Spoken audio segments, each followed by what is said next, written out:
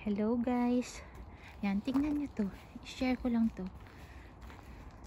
Tingnan nyo yung bahay na yan.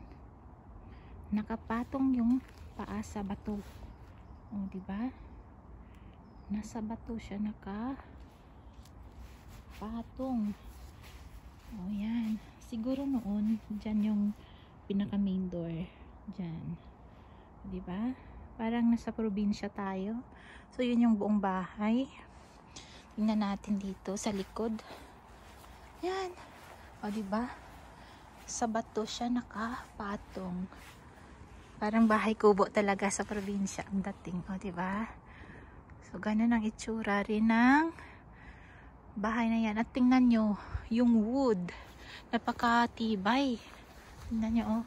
Ang kapal. Ang kapal niya. So, ganun katibay ang mga woods no kapanahunan.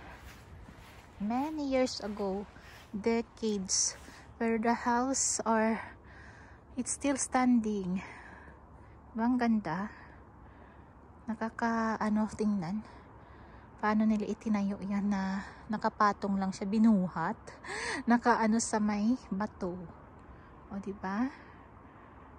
Parang, ilang stones yan, oh. Bago itaas yung bahay na yan.